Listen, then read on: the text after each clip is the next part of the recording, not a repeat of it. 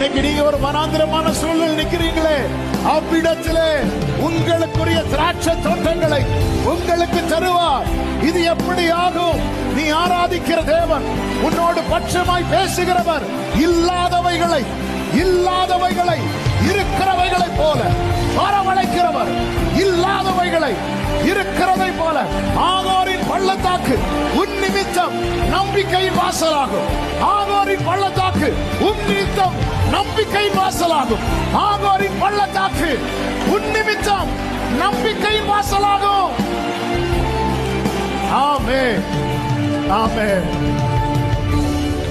இந்த பாதையில பயணிக்கிற அநேகருக்கு கர்த்தர் உங்களை நம்பிக்கையை வைக்க போறார்.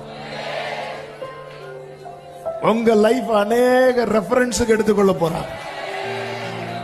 அநேக ரெஃபர் பண்ண போறாங்க. எப்படி நம்ம ஆபிரகாம், ஈசாக்கு, யாக்கோபு, தாவீது உங்க லைஃபை புரட்டி பார்க்கிறோமோ, காத்திருக்கிற சபையே, இயேசுவின் நாமத்தில் இந்த வார்த்தையை சிலரோடு கர்த்தர் தீர்க்க தரிசனமாய் பேசுகிறார். உன் லைஃப் அநேகர் புரட்டி பார்க்க போறாங்க.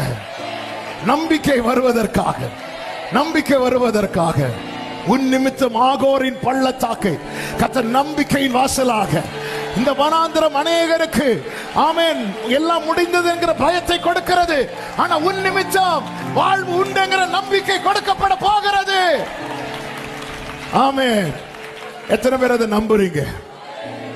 வலது கரத்தை உயர்த்தி இடது கரத்தை இருதயத்தில் வைத்து என்னோடு பேசி நம்முடைய வார்த்தைகளுக்காக நன்றி ஆண்டவரே, நன்றி ஆண்டவரே, நன்றி. தேங்க் பண்ணுங்க.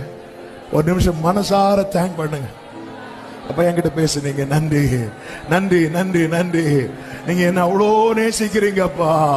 அந்த திட்டத்துக்குள்ள என்ன கொண்டு வரதா, இந்த மதிலை எழுப்பி இருக்கிறீங்க. உண்மை சார்ந்து இருக்கதா, என்ன வெறுமையாக்கி இருக்கிறீங்க.